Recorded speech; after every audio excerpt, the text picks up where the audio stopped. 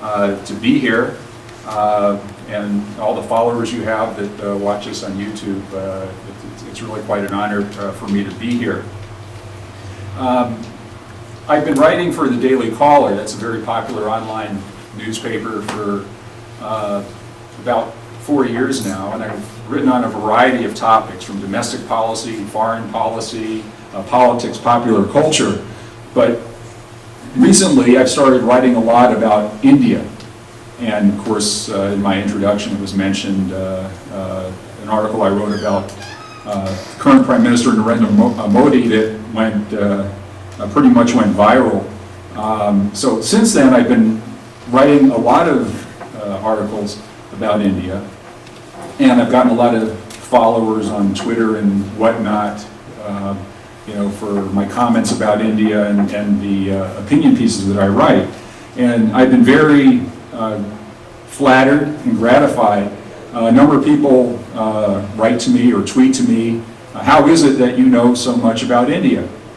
And that's a nice counterweight to all those other people that write to me and ask, how is it that I know so little about India?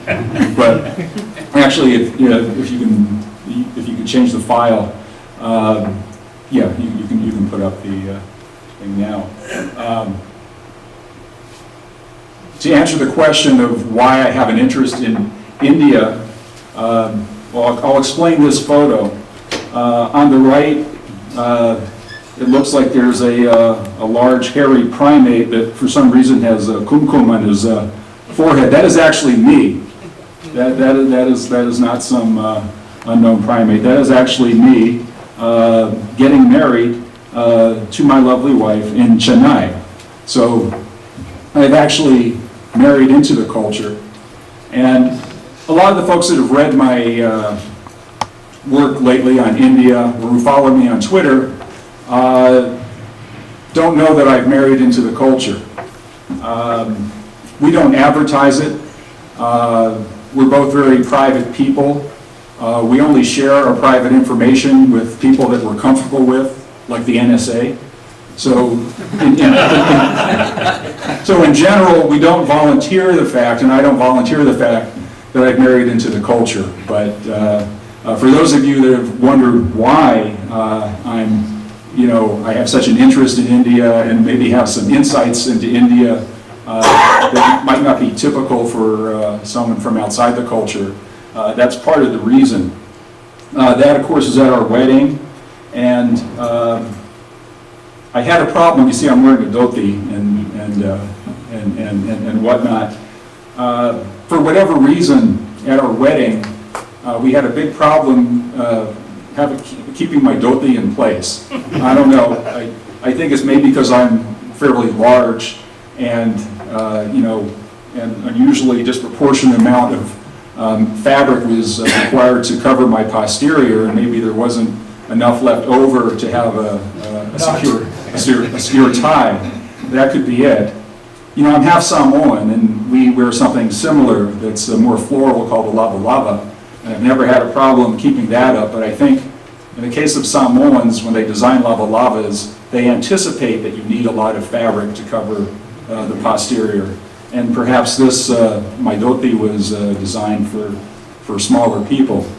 So we struggled to keep it up, and of course we were delaying the ceremony. And finally I put a belt around my dhoti to make sure that it stayed up.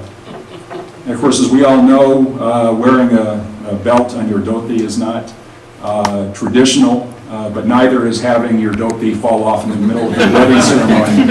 So I think we chose the lesser of the two evils.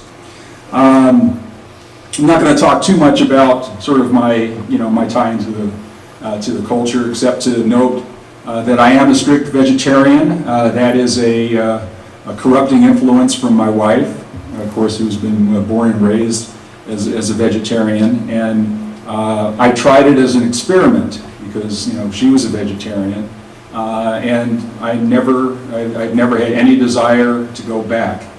And it's funny, some of her family in India, most of her family in India know me and know that I am a very strict vegetarian.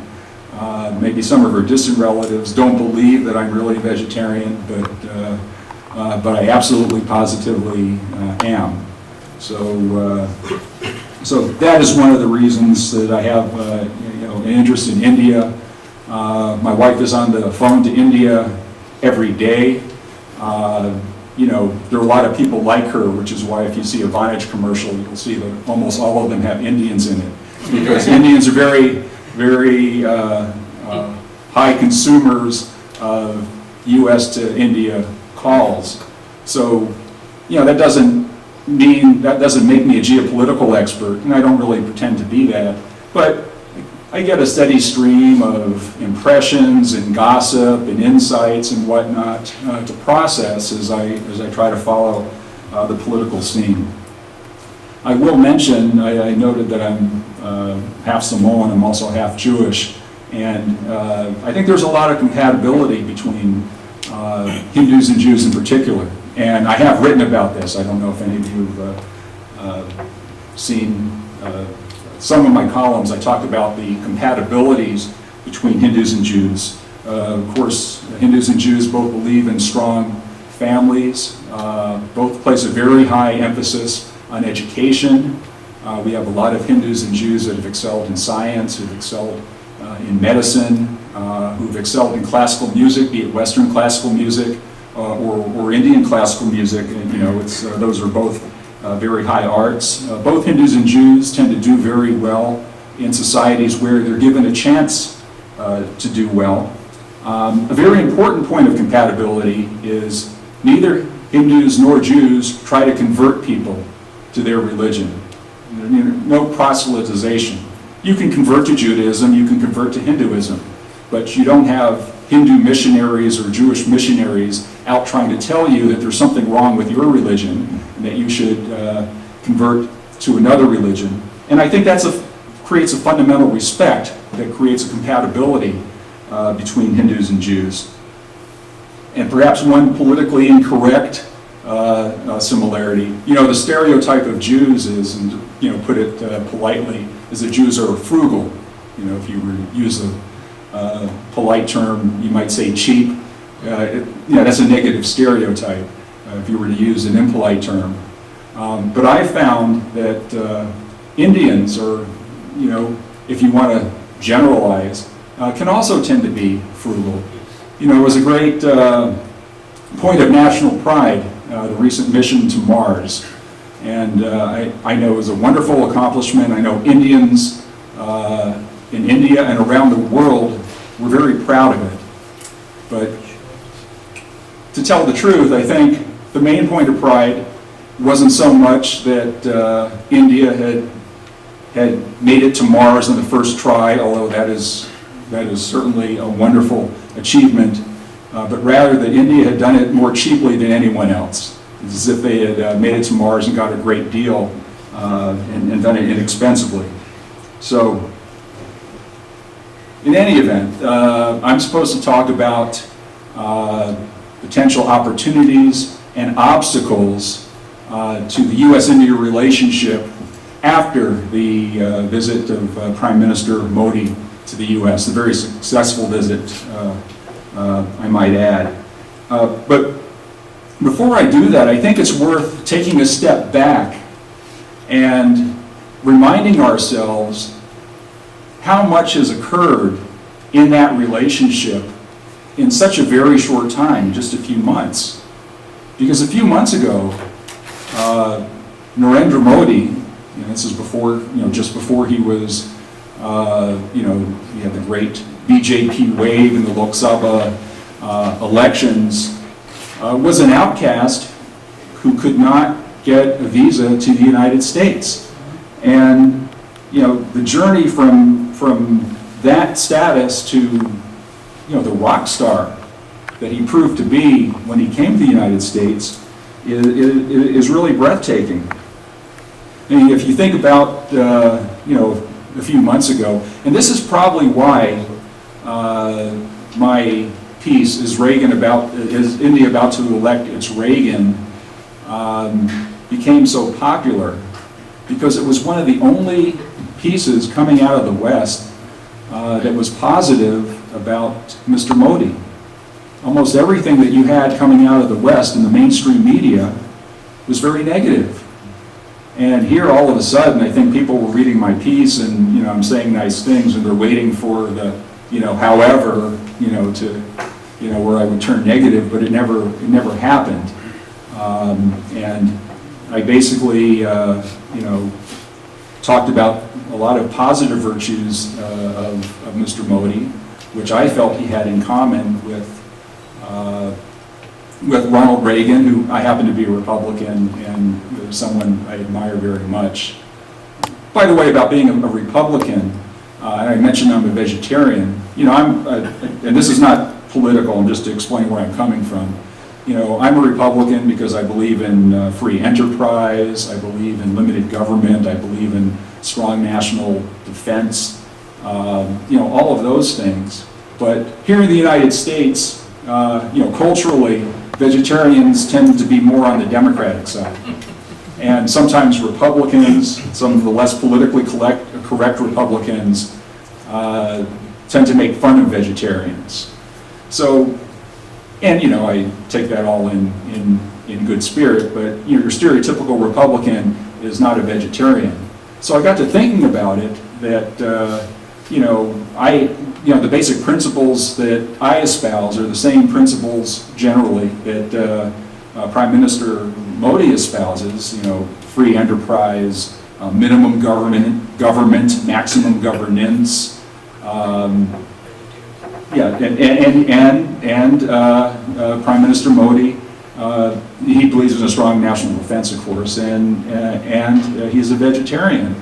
So it recently occurred to me that the political party that perhaps I feel most comfortable in is not my own Republican Party, to which I've devoted myself to all these years, but probably the BJP, where you can have all those principles and also be a vegetarian and fit right in. So unfortunately, I live here and cannot vote for the BJP. But if you think about how Modi, as I said, was an outcast, and one of the things I wrote about was how outrageous it was in the first place that we ever put Chief Minister Modi at the time in that position. If you think about it, he's the only person ever to be denied a visa on the grounds of egregious religious persecution under a statute that was passed into law in 1998. The only person ever denied a visa on those grounds. And of course, I don't want to relitigate the tragic riots in 2002, but as we all know, this was thoroughly investigated by the Supreme Court, and they found no grounds to find Mr. Modi responsible for what happened. And if you think that he did not get a visa, but all of the leaders from all of the countries where religious hatred is taught to school children as a matter of national policy, where religious segregation is practiced as a matter of national policy, where members of certain religions aren't even allowed to visit or live in those countries, and yet we singled out Narendra Modi as the only person ever to be denied a visa on those grounds. It's pretty outrageous. In November 2013, certain members of the U.S. House of Representatives introduced House Resolution 417. I don't know if any of you have heard of that. And it was a tremendously one-sided and dishonest, in my opinion, resolution. I wrote about that for the Daily Caller as well, that basically singles out India for criticism on grounds of religious persecution. And this is part of the environment that Modi was operating under when he was running for office. This was timed a little bit before the election, undoubtedly to cast Prime Minister Modi in a negative light. The resolution celebrated the decision to deny Prime Minister Modi, or then Chief Minister Modi, a visa, and encouraged that he continue to not be allowed a visa into the United States. It talked about religious persecution in India in very dishonest terms. It talked about religious persecution of Christians in India. And if you think about it, think of all the countries in the world that have a Christian minority. You know, take away all the countries in the world that have a Christian majority. You know, we can stipulate that Christians treat themselves well. But all the countries in the world where Christians are a minority. And would you single out India as being a place that is particularly inhospitable to Christians?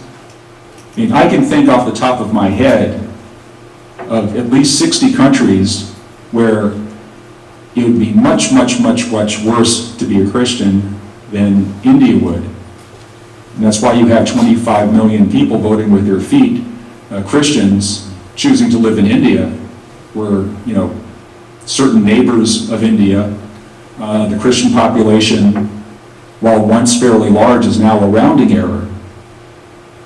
And it's because of India's historic commitment to religious diversity, religious tolerance, which comes part and parcel with the dominant Hindu pluralistic culture.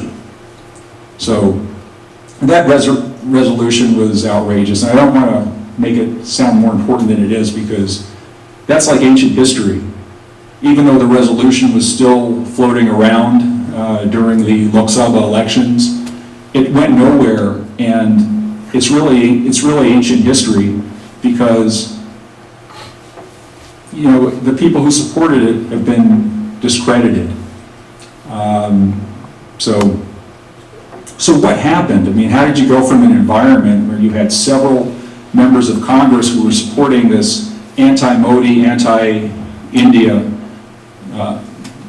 resolution to one where Modi arrives in the United States in this past September, and scores of American politicians from the left, right, and center are falling over themselves to get a photo op with Prime Minister Modi?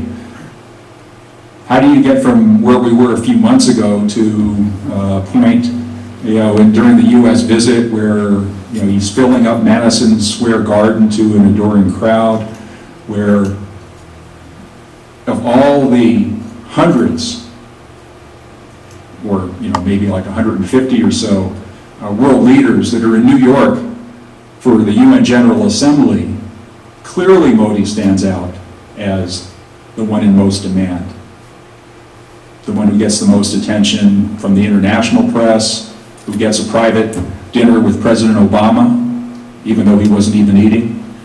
You know, how did that happen?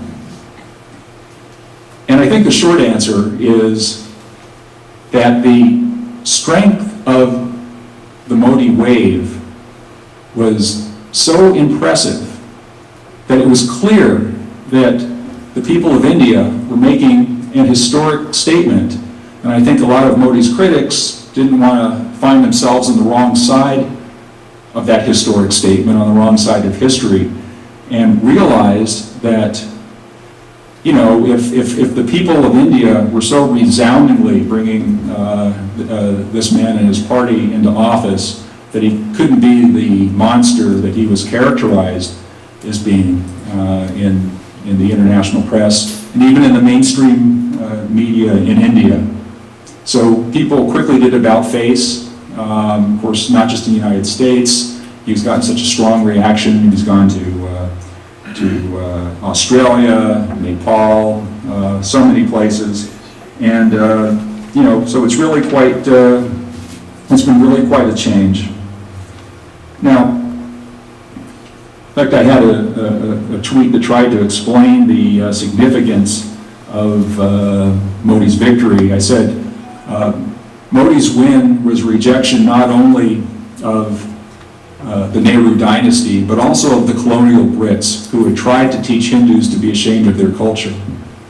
And I think in a lot of ways, that's the case. And a lot of people responded to that because I said tried to teach Hindus to be ashamed of their culture. I didn't say they succeeded, but I think a lot of people stood up and said enough of that, and that we have nothing to be ashamed of. We have a lot to be proud of, and that's part of what drove the Modi wave, I think. I think Modi's relationship with President Obama is fairly interesting. There have been a lot of reports that they have a warm personal relationship, and that actually took me by surprise. And I wrote about that because the people that Prime Minister Modi tends to get along with are sort of a different ilk. He gets along well with Abe from Japan, Netanyahu from Israel, Abbott from Australia.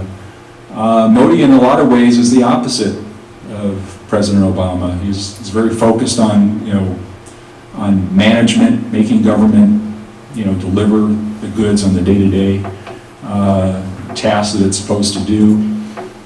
He's also very much, of course, into national pride and promoting the prestige of his nation. But if they have a genuine rapport, I think that's good, and I think that bodes well for the relationship.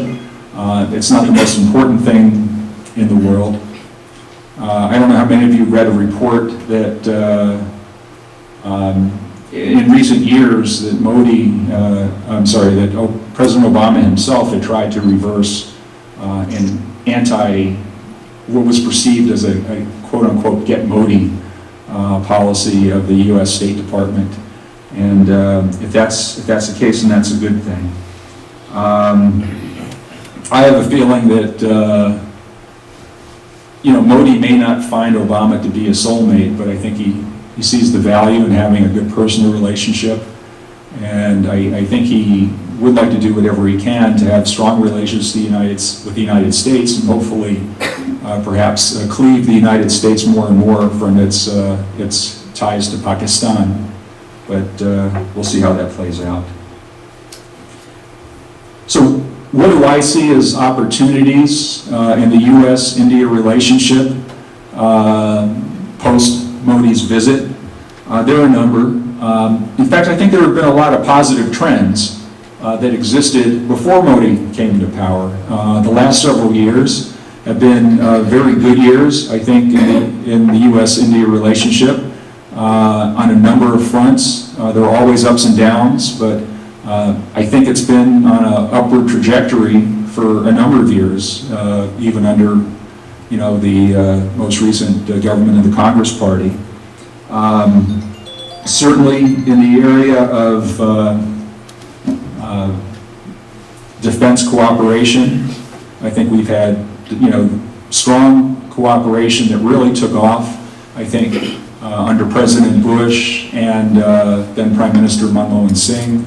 And I think, that is, that's going to continue under President Obama and Modi. I was surprised to learn that, with the tremendous growth in U.S. defense procurement, or procurement from India of defense systems and weaponry from the United States, that the United States has now surpassed Russia as the number one defense supplier for India. And I think that trend will only continue. I was also surprised to learn that of all the countries in the world that India conducts joint exercises, military exercises with, its most frequent partner is the United States. So I was surprised to learn that as well. By all accounts, by the way, President Obama's new choice for Secretary of Defense, Ashton Carter, is very pro-India and has been very heavily involved in the U.S.-India relationship. He was very heavily involved in a strong proponent of the U.S.-India civil nuclear agreement, which was negotiated under President Bush. And he's been a very strong proponent of finding opportunities for the U.S. and India to develop weapon systems together. That got a little bit of a hiccup when India decided not to forego procuring the next generation of Javelin anti-tank weapons from the U.S. and went instead with a similar system, I think the Spike from Israel. But still, I think the trajectory is very, very strong. Modi's stand against terrorism, I think, offers a lot of opportunity for good cooperation between the U.S. and India. You know, when Rudy Giuliani was mayor of New York, they used to say his philosophy towards crime was the broken window philosophy. Actually, it wasn't his. He was adopting that of some crime theorists that whose thoughts he was trying to implement. And that's the idea. Don't ignore the little stuff, because then the little stuff will get out of hand and it'll degrade the environment, and then you'll have more serious problems to deal with. So don't ignore the broken windows. If you find someone breaking a window, don't say, oh, it's only a window. No, arrest the people for breaking windows and try to do everything you can to maintain order. Well, I think Prime Minister Modi has a similar approach, perhaps, a broken windows approach to terrorism. And I think he's made it clear to Pakistan that things can't be normal as long as there are routine incursions into Kashmir and whatnot. And I think that's a philosophy that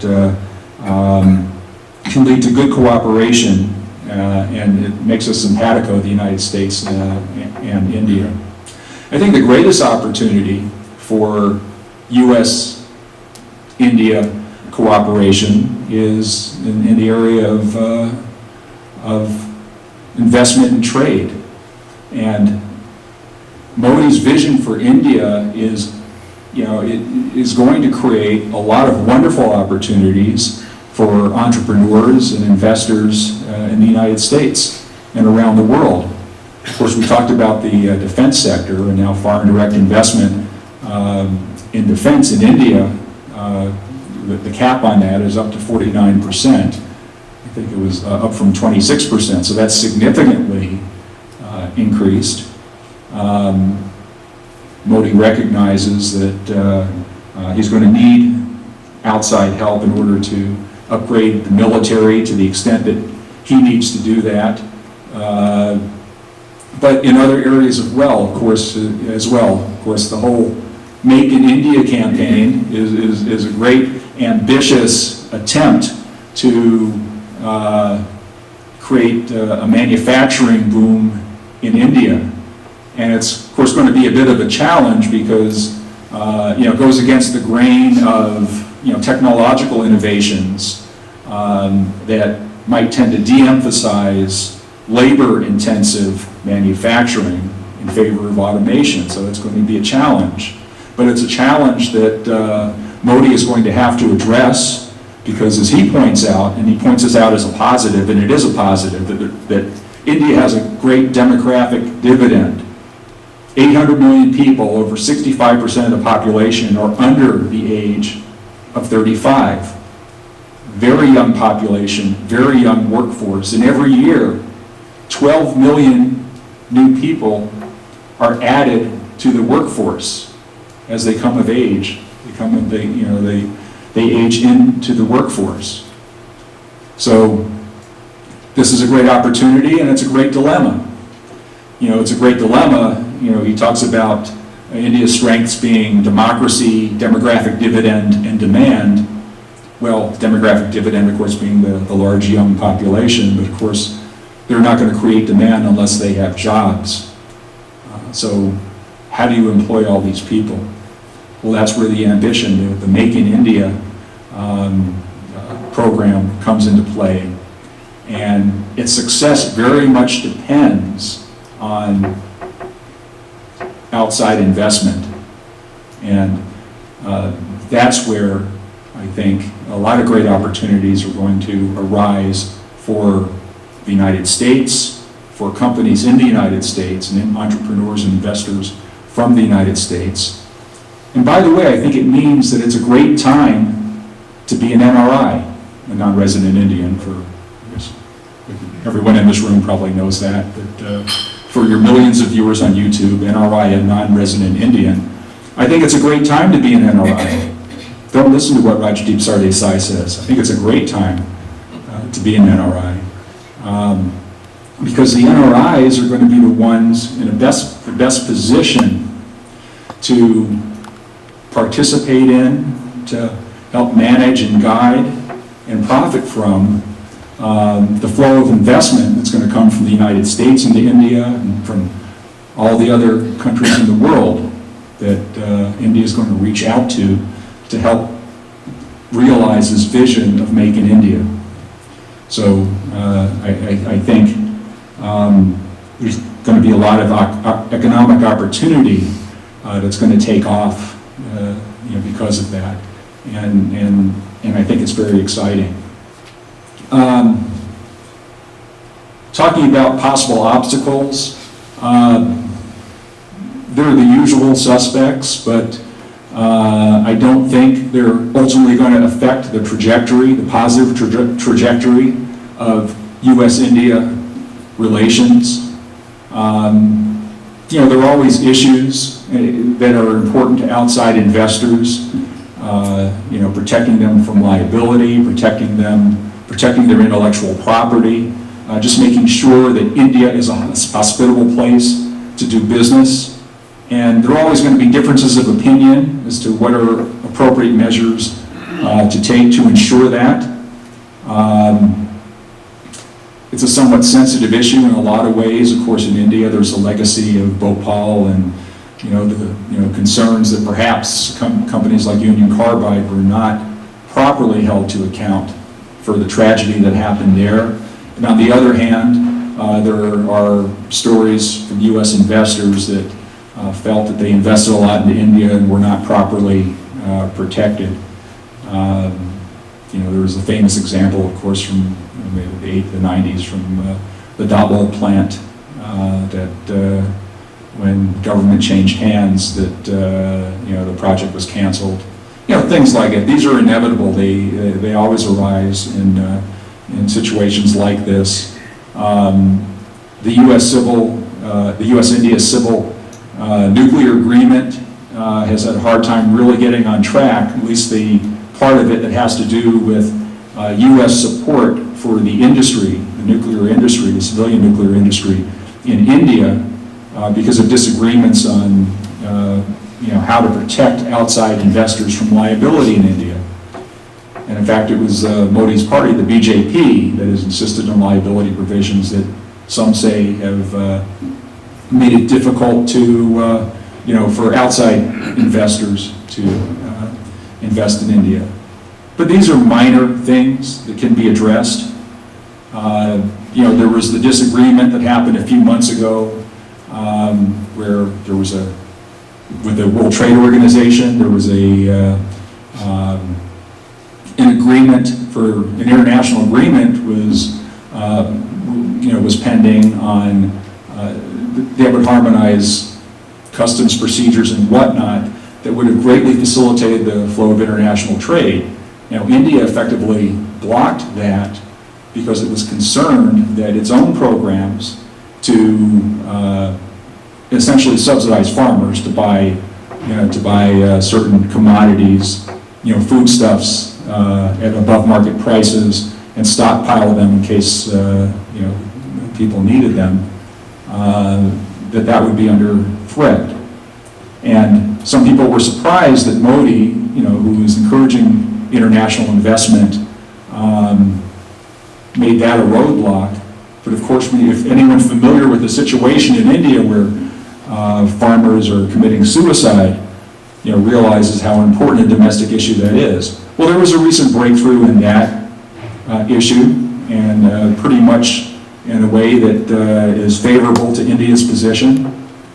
So these issues that might seem significant when they're addressed, I think are easily dealt with or readily dealt with in light of the importance of the overall relationship. So I think the obstacles to the U.S.-India relationship are, there'll always be minor irritants, but I think the important thing is, as Vajpayee pointed out, that the U.S. and India are natural allies, and they always will be, and have an alignment of interest, wanting to promote democracy, wanting to promote religious tolerance, wanting to promote free trade. So these are the things that we always, and wanting to fight terrorism, of course. These are the things we have in common, and these things will more and more outweigh, minor details on which people don't initially agree. In closing, I'll just refer back to a column I wrote in 2011, where I was trying to, find a proper analogy to describe the relationship between the U.S. and India and the U.S. and Pakistan.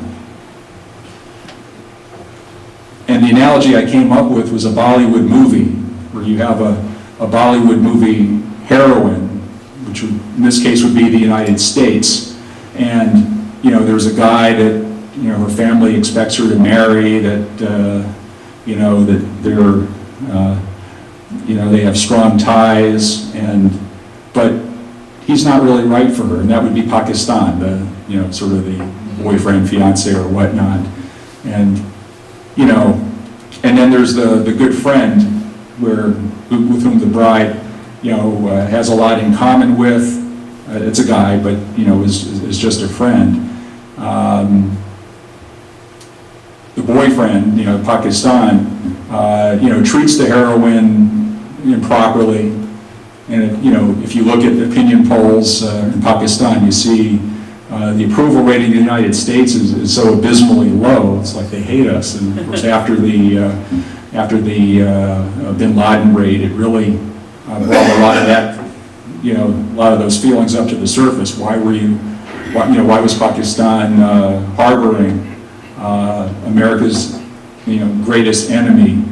Why did they jail for so many years the doctor who helped us try to find Bin Laden and all of that? So the audience watching in the in the movie theater can see that the heroine and the boyfriend don't have anything in common, and that the one that she should be with is the other one, the friend. That would be India. And you can scream at the screen and say, no, dump that guy. You should be with the other one. And that's the analogy I see, that there are certain reasons why the U.S. and Pakistan have had ties. Those things have been irritants to the U.S.-India relationship over the years. Hopefully now, I think perhaps with winding down the U.S. presence in Afghanistan, that there might be more of an opportunity to evolve even farther away from the U.S. The U.S. alignment with Pakistan and more into India's orbit. But that's sort of the trajectory I see. So, getting back to the Bollywood movie analogy, I see continued improvement in U.S.-India ties, and eventually, I think the heroine and the real hero will drive off into the sunset together. But until then, I think there'll be a lot of exciting opportunities and a lot of exciting times in the U.S.-India relationship. Thank you very much.